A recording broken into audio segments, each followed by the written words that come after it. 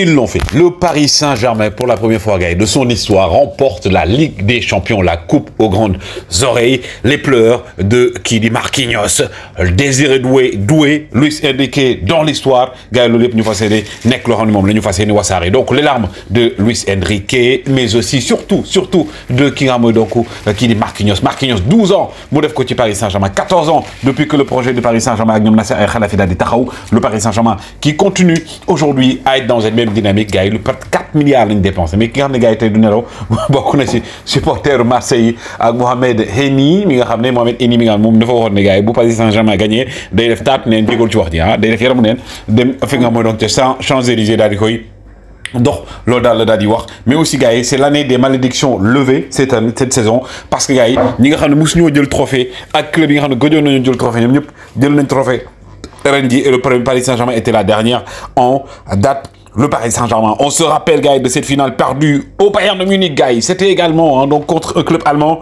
en mai 2000, c'était il y a quelques années. Le Paris Saint-Germain, gars, cette année, dans un stade allemand, gagné donc Ligue des Champions. L'histoire, aujourd'hui, a été l'une des meilleures pour le club parisien. Désiré Doué, un des hommes du match, ou même homme du match, doublé de Désiré Doué, Vara Dougal, Mayoulou Dougal, qui Achraf Hakimi également, Dougal, Mayoulou, le jeune joueur du Paris Saint-Germain. Nous Dougal, comme on a dit Dougal, c'est exceptionnel. Khaled Boundaoula, mais on peut parler également de Luis Enrique Boxy, rare Antoine Ligamné, gagné une Ligue des Champions Nyarion avec deux clubs différents, qui de Luis Enrique, qui a marqué son temps, qui continue à montrer que c'est un très grand entraîneur, mais que dire de Achraf Hakimi, incontestablement le meilleur joueur africain cette saison. 48 matchs avec le Paris Saint-Germain, 9 buts, 14 passes décisives. Le Marocain qui fait un triplé avec le Paris Saint-Germain, il y a un triplé de trophées. Donc logiquement, il va remporter le ballon d'or africain. Mais Vitinha, 2021, Wolverhampton, 2024, 2023, Paris Saint-Germain, 2025. Aujourd'hui, on parle de lui.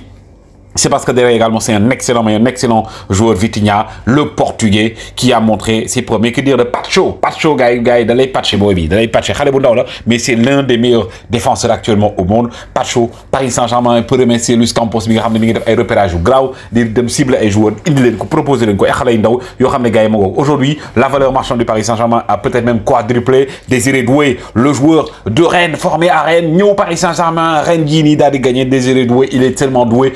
Le joueur bi nga xam ne Neymar mooy idole moo tax tey ba mu dugalee il grand ko hommage booy boo xam boo ko gis muy fóol da nga naan booy bi photocopie Neymar la même bu fekkee Neymar gën a taxaw ba tax ne Erling Braut Haaland nee na booy bii nii 19 ans la am di def li man sax mi may màggetloo te Haaland xale bu ndaw la pour montrer que Désiré Doué il est stratosphérique, il est monumental. Mais aussi gars, ce joueur c'est le premier joueur à être impliqué dans 3 buts dans une finale d'UEFA. Loolu moom c'est phénoménal avec Désiré Doué Mogog mi nga xam ne gars yi rien à dire Paris Saint-Germain regretté wul lim ko daal di jëndee. Mais aussi cette image bi lay garder bu ki nga xam ne donc Luis Enrique moom doomam ba muy jouer à Barcelone ñu doom jigéen mi ngi dund dafa jëloon maillot de kii drapeau Barcelone daal di koy samp ci terrain bi moom nag mënoon bu gagné final bi day ñëw samp ko pour rendre hommage à sa fille. Supporter ñëw defal ko benn image buy daw yaram gis ngeen ko fii nii ni muy sampee drapeau bi ak doomam bu jigéen bi nga xam ne daal ni dëddu àdduna.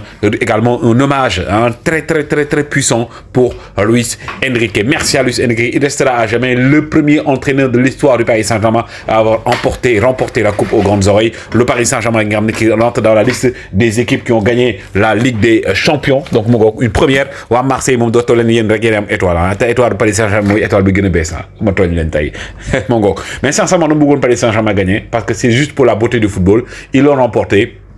Et li ma si gën a neex mooy joueurs yu bëri nekkuñu fa ay Mbappé ñoom Neymar ñëpp dem nañ y a pas de star. La star c'est l'équipe et ils l'ont montré. Ils ont fait une très bonne compétition début bi kenn xalaatu woon dinañ fi yegg si mais dañoo dem ba adapter seen système. Ils l'ont remporté gars yi le Paris Saint-Germain qui le mérite. Yéen nag nan ngeen ko gisee ban analyse ngeen ciy def woy di like woy di abonné partager like gars yi jaa ngeen jëf.